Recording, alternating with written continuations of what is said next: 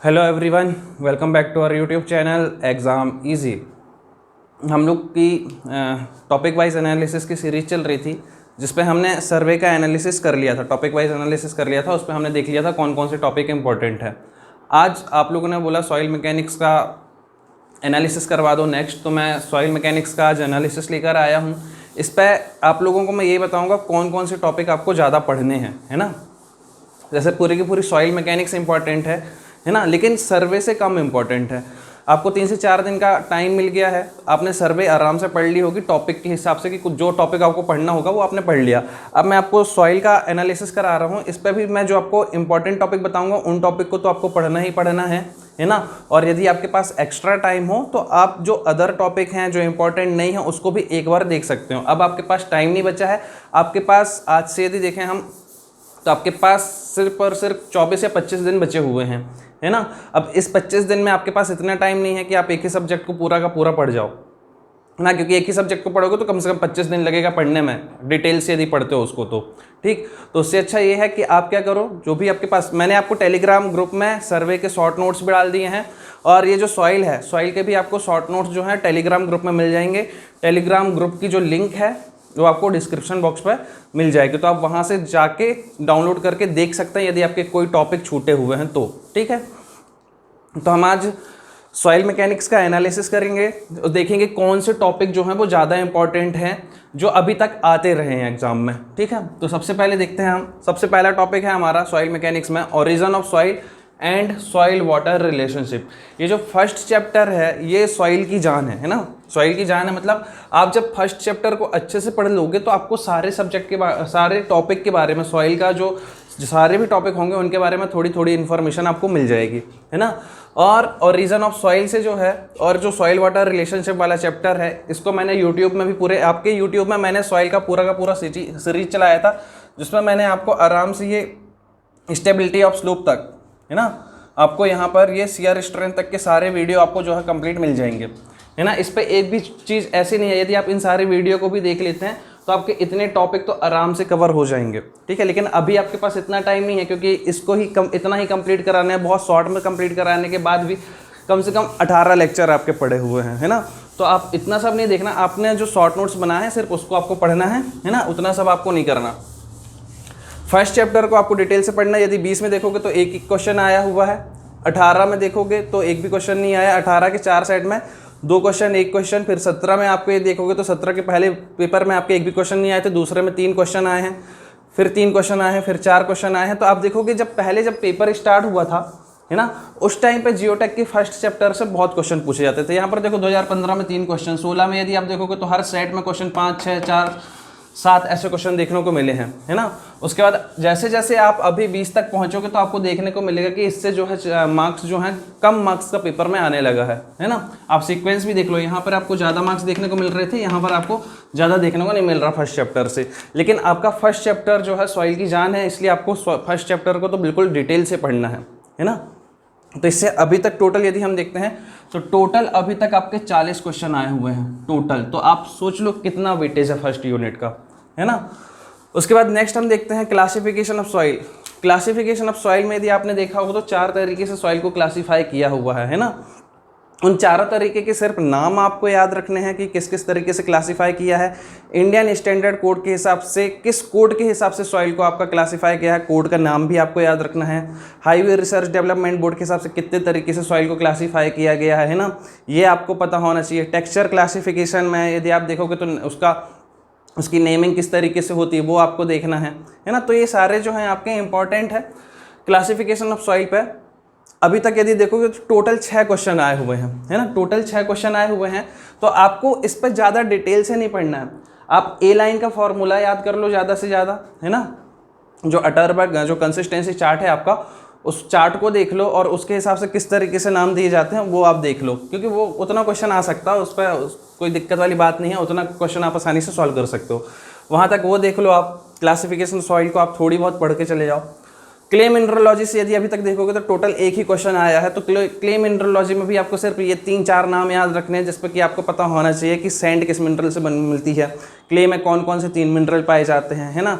जैसे माउंट मैरिनोलाइट के बारे में आपसे ज़्यादातर क्वेश्चन पूछा जाता है ना। तो सिर्फ इनके बेसिक नाम बस देख लो, उसके अलावा इसमें कुछ नहीं पढ़ना। तो अभी तक यदि आप देखोगे तो एक ही क्वेश्चन आया हुआ है।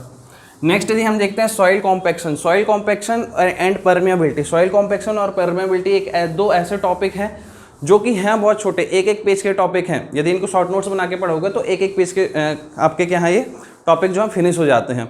इसको पढ़ने में ज़्यादा टाइम नहीं लगता। और यदि इससे क्वेश्चन भी देखोगे, इन दोनों का वेटेज यदि मिला लोगे, एक सेपरेट देखोगे तो इनका जो वेटेज जो है आपको कम लगेगा। लेकिन यदि कॉम्पैक्शन और परमेबिलिटी को यदि आप साथ में मिला लेते हो तो इनका वेटेज अच्छा हो जाता है ना। इस पर ज़्यादा कुछ पढ़ना भी नहीं होता। सॉइल कॉम्पैक्शन में यदि आप देखोगे तो इस पर जो आपके पास जो टेस्ट हैं, प्रॉक्टर टेस्ट हैं जो आपके पास 4, उन सब की वैल्यू याद रखनी है, जिस पे आपको हाइट ऑफ फॉल अच्छे से याद रखना है और हैमर का वेट अच्छे से याद रखना चारों टेस्ट के लिए। ठीक, ये पढ़ लोगे। उसके बाद जो आपका कॉम्पैक्शन इक्विपमेंट होते हैं वो आप इसको देख लो सॉइल कॉम्पैक्शन में। इसके अलावा इस पर से कुछ भी क्वेश्चन नहीं है अभी तक। टोटल देखोगे तो 8 क्वेश्चन आए हुए हैं आपके इस टॉपिक से, कॉम्पैक्शन वाले टॉपिक से। उसके बाद बात करते हैं हम परमेबिलिटी। तो परमेबिलिटी क्या होती है, ठीक। उसके बाद आपके जो 3 तरीके के कोफिशिएंट होते हैं परमेबिलिटी के, वो आप देख लो, उनकी यूनिट पूछ लेता है एग्जाम में। उसके अलावा यदि हम बात करते हैं जो आप परमेबिलिटी निकालने के जो टेस्ट करते हो, है ना, 3 टेस्ट होते हैं जिसमें से 2 इंपॉर्टेंट है। किस किस के लिए, कौन सी सॉइल के लिए कौन सा टेस्ट होता है वो आप याद कर लो। उसके बाद परमेबिलिटी को इफेक्ट करने वाले फैक्टर कौन कौन से, उनको आप अच्छे से पढ़ लो। ठीक, बस परमेबिलिटी में इतना ही पढ़ना। इससे भी यदि आप देखोगे तो टोटल 9 क्वेश्चन आए हुए हैं अभी तक एग्जाम में। ठीक, उसके बाद हमारे पास नेक्स्ट टॉपिक है effective stress and seepage through soil. Effective stress से ज़्यादातर जो क्वेश्चन आता है वो न्यूमेरिकल का क्वेश्चन आता है। उसके बाद सीपेज थ्रू एनालिसिस में यदि हम बात करें तो इसमें से जो सबसे ज़्यादा क्वेश्चन पूछे जाने वाला क्वेश्चन है वो क्विकसेंट कंडीशन का क्वेश्चन होता है ना। क्विकसेंट कंडीशन क्या होती है, ये क्वेश्चन सबसे ज़्यादा पूछा जाता है। फिर इस पर फ्लो नेट के बारे में भी थोड़ी बहुत पूछ लेता है कि पोटेंशियल लाइन क्या होती है ना, फ्लो लाइन्स क्या होती हैं। तो ये बहुत छोटे छोटे क्वेश्चन है, इनको ज़्यादा डिटेल में नहीं पढ़ना। जो मैं टॉपिक के नाम बता रहा हूँ वही आपको क्या है, जो मैं बताते भी जा रहा हूँ कि इस चीज़ को पढ़ना, उसको तो पढ़ के जाना ही जाना है। Effective stress and seepage through soil, तो इससे अभी तक देखोगे तो 13 क्वेश्चन आए हैं। तो इस टॉपिक को तो बिल्कुल भी आपको छोड़ना नहीं है। नेक्स्ट हमारे पास compressibility and consolidation. Compressibility and consolidation एक ऐसा चैप्टर है जिसमें बहुत सारे फॉर्मूले आपको याद रखने पड़ते हैं। तो इसमें जो आपको 4 से 5 टाइप के कोफिशिएंट जो देखने को मिलेंगे, उनकी यूनिट आपको याद करके जाना है और हर एक का नाम आपको पता होना चाहिए कि किसको क्या बोलते हैं। ठीक है, और उनकी यूनिट तो आपको याद होनी चाहिए। इसके अलावा इस पर ज़्यादा कुछ नहीं है। जो कंसोलिडेशन टेस्ट होता है उस पर आपसे पूछ लेता है सैंपल का साइज़ कितना होता है। ठीक है, जो कंसोलिडेशन टेस्ट करते हैं आप, उसका जो सॉइल का जो सैंपल होता है उसकी थिकनेस कितनी होती है, ये क्वेश्चन ही आपके एग्जाम पे आ जाता है। कौन सा टेस्ट करते हो, टेस्ट का नाम क्या होता है, नाम आपको पता होना चाहिए। ठीक, और ज़्यादा इसमें कुछ कंसोलिडेशन में आपको ज़्यादातर कुछ भी ऐसा बहुत डिफिकल्ट टाइप का नहीं पढ़ना। यदि इस चैप्टर को पढ़ने जाओगे कंप्रेसिबिलिटी एंड कंसोलिडेशन को, बहुत ज़्यादा आपका डिटेल में ये टॉपिक है और बहुत सारे इसमें फॉर्मूले होते हैं। तो आपको उतना सारा सब कुछ नहीं पढ़ना, सिर्फ इसको ऊपर ऊपर पढ़ के जाना है। सॉइल जो है आप खुद ही देखो, सॉइल सब्जेक्ट बहुत बड़ा होता है ना। यदि सर्वे के कंपैरिजन में देखोगे तो सॉइल जो सब्जेक्ट है वो बहुत बड़ा है, लेकिन अपन को जो पेपर में क्वेश्चन आते हैं सर्वे से भी कम क्वेश्चन आते हैं सॉइल में। तो इम्पोर्टेंस आपको उसी हिसाब से सॉइल को देनी है और सर्वे को ज़्यादा इंपॉर्टेंस देनी है। मतलब आपको सिर्फ सॉइल में ऊपर की चीज़ें पढ़ के जानी है। ठीक है, मैं बता दूंगा किस टॉपिक को डिटेल से पढ़ना है, बाकी जो टॉपिक है उनको सिर्फ ऊपर पढ़ के जाना है। कंप्रेसिबिलिटी एंड कंसोलिडेशन 7 क्वेश्चन आए हुए हैं टोटल अभी तक, है ना, 15 सेट में। नेक्स्ट हमारे पास CR strength of soil. CR strength of soil की यदि हम बात करते हैं तो इससे 12 क्वेश्चन आए हुए हैं। और सीआर स्ट्रेंथ ऑफ सॉइल से भी यदि आप देखोगे तो बिल्कुल बेसिक प्रॉपर्टी से क्वेश्चन देखने को मिलता है आपसे, है ना। कुछ क्वेश्चन तो ऐसे ही मिल जाते हैं कि आपको यदि मैक्सिमम स्ट्रेस है तो उसका मतलब क्या होता है, उससे क्या निकालते हैं, परमेबिलिटी निकालते हैं, स्ट्रेंथ निकालते हैं। इस तरीके के क्वेश्चन तक आपके एग्जाम पे देखने को मतलब बेसिक क्वेश्चन, किसके कारण हमारी सॉइल में स्ट्रेंथ डेवलप्ड होती, कौन से ऐसे 2 फैक्टर होते हैं या किस किस के कारण, तो वो भी आपको पता होना चाहिए। बहुत अच्छे से इसका 1 घंटे में मैंने वीडियो को कंप्लीट कर दिया है।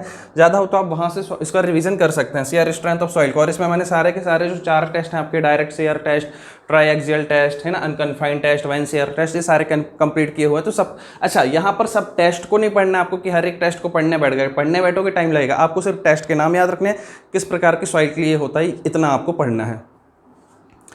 नेक्स्ट यदि हम बात करते हैं, आपका सीआर स्ट्रेंथ ऑफ सॉइल हो गया। उसके बाद यदि हम देखते हैं stability of slope. Stability of slope से अभी तक ज़्यादा क्वेश्चन नहीं पूछे हैं, सिर्फ 3 क्वेश्चन पूछे हैं, है ना। तो हमारे सॉइल में स्टेबिलिटी किसके किसके कारण होती है। और नेक्स्ट यदि हम देखते हैं तो इसमें आपसे पूछ लेता है यदि फैक्टर ऑफ सेफ्टी की वैल्यू बड़ी होगी तो फेलियर होगा या नहीं होगा, इस तरीके के क्वेश्चन आपके एग्जाम पे आ जाते हैं।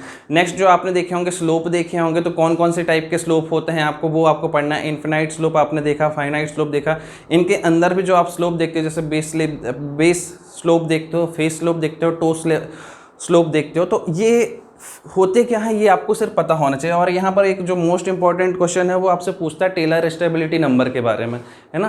तो टेलर स्टेबिलिटी नंबर को आपको पढ़ के जाना है कि उसकी थ्योरेटिकल वैल्यू क्या होती है ना, और उसकी प्रैक्टिकल वैल्यू क्या होती है। तो ये आपको या उसका फॉर्मूला जो होता है वो आपको पता होना चाहिए। नेक्स्ट हमारे पास retaining wall and earth pressure. Retaining wall और अर्थ प्रेशर की यदि हम बात करते हैं तो इससे अभी तक सिर्फ और सिर्फ 6 क्वेश्चन देखने को हमको मिले हैं। इसमें भी आपको ज़्यादा डिटेल से नहीं पढ़ना। एक्टिव अर्थ प्रेशर क्या होता है, पैसिव अर्थ प्रेशर क्या होता है ना, रेस्ट कंडीशन क्या होती है, सिर्फ इनकी बेसिक डेफिनेशन देख लो बस हो गया।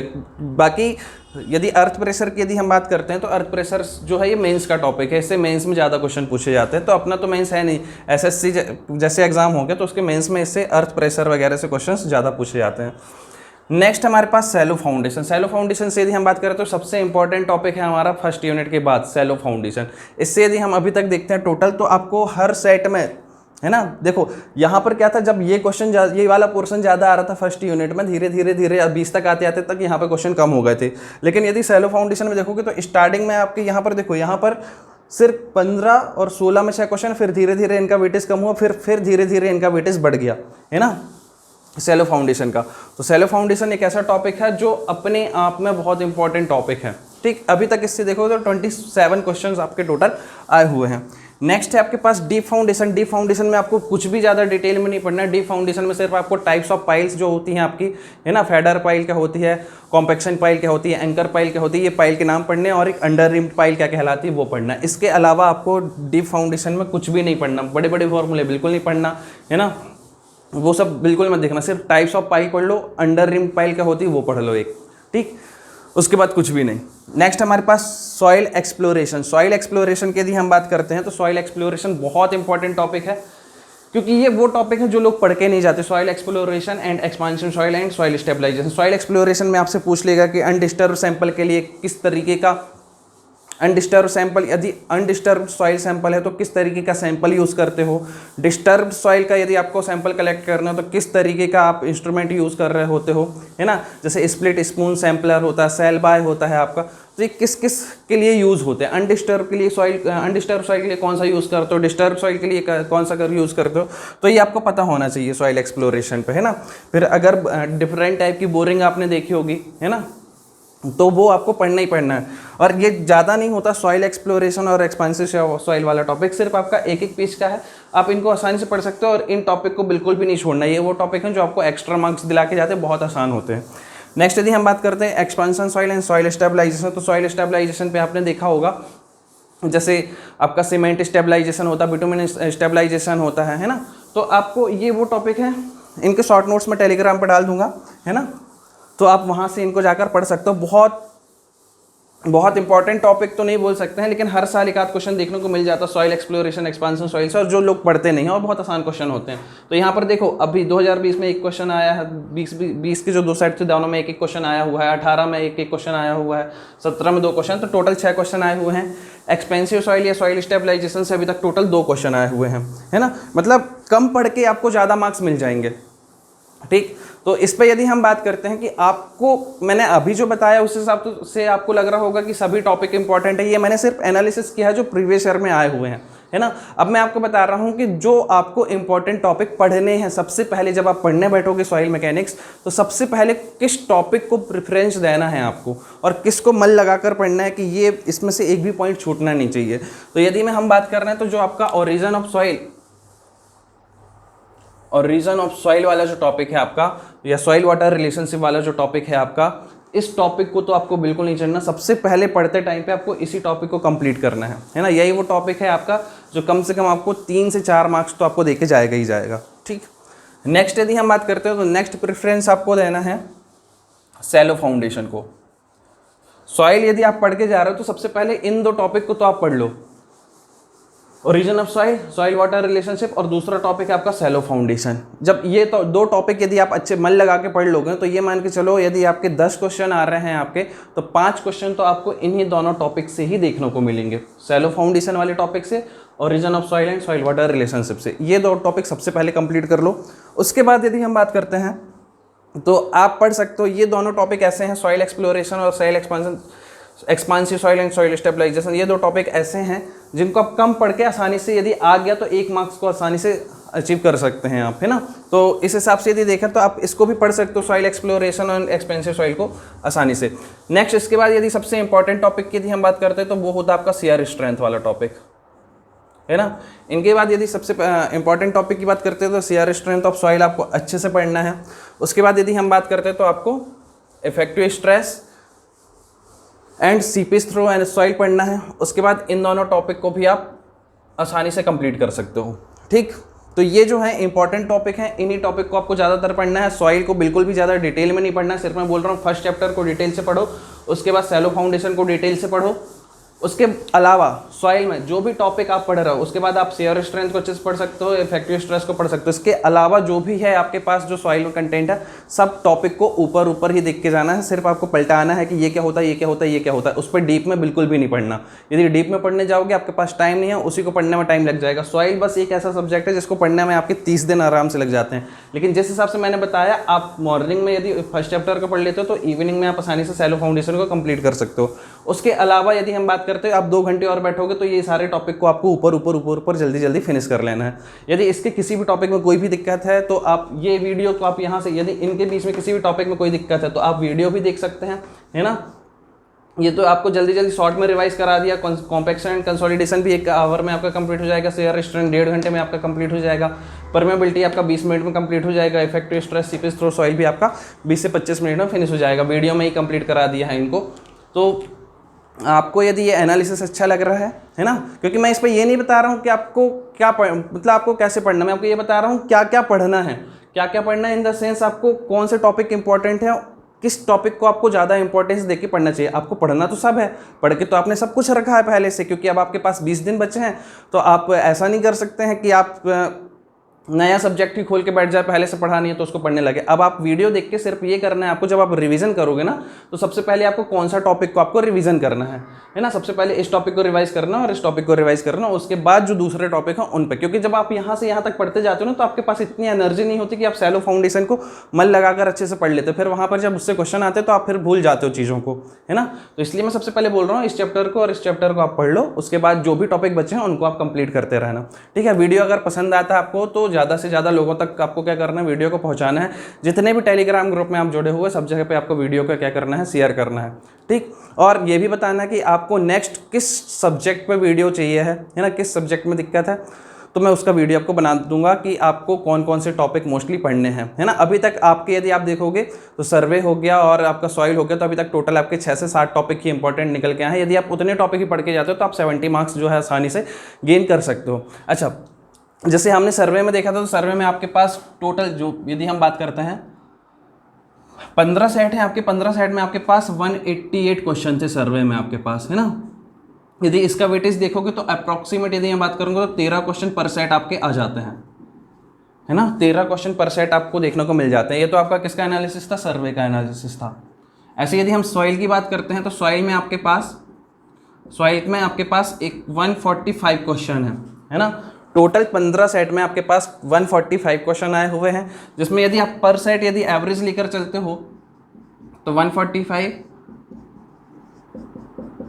यदि इसको निकालोगे तो 9 पॉइंट समथिंग, मतलब अप्रॉक्सीमेट 10 क्वेश्चन आपको एक साइड से देखने को मिल जाते हैं, है ना। तो यदि आपने इन दोनों टॉपिक को भी कंप्लीट कर लिया तो आपके 22 से 23 क्वेश्चन तो आपके आसानी से इन्हीं 2 टॉपिक से ही आ जाएंगे, ठीक है। मतलब इन्हीं 2 सब्जेक्ट से आ जाएंगे। अब 23 में से जो मैं बता रहा हूँ, अब देखो आपके पास टोटल 10 क्वेश्चन है। 10 क्वेश्चन में भी यदि आप टोटल परसेंटेज निकालो तो आपका फर्स्ट चैप्टर और सैलो फाउंडेशन वाला चैप्टर ही एक ऐसा टॉपिक, 2 ऐसे टॉपिक हैं जिससे कि आपके 5 क्वेश्चन देखने को आपको मिल जाएंगे। इसके अलावा जो भी है आपका फिर सॉइल कॉम्पैक्शन, परमेबिलिटी, इनको आप पढ़ लो जो मैंने टॉपिक पर स्टार लगाया। इसके अलावा यदि आप किसी भी टॉपिक को पढ़ना चाहते हो तो पढ़ लो, उस पर कोई दिक्कत नहीं है, लेकिन उनको कम पढ़ो, है ना। जैसे मान लो वर्टिकल स्ट्रेस पढ़ने के लिए बैठ रहे हो, वर्टिकल स्ट्रेस यदि आप पढ़ने के लिए बैठ रहे हो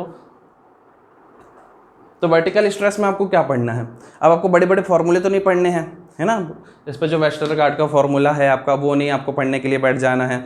आपको क्या पढ़ना है इस पर वर्टिकल स्ट्रेस में, जैसे न्यूमार्क चार्ट होता है, तो न्यूमार्क चार्ट आपको पढ़ना है कि इन्फ्लुएंस फैक्टर कैसे निकालते हैं, उस पर इन्फ्लुएंस फैक्टर क्या होता है। तो ये छोटे छोटे क्वेश्चन है जो आपको एग्जाम में आते हैं, तो आपको ज़्यादा डिटेल में नहीं पढ़ना सब्जेक्ट को, ठीक है। ओके, वीडियो को ज़्यादा से ज़्यादा लाइक करो, शेयर करो और चैनल को सब्सक्राइब करो। Okay, thank you.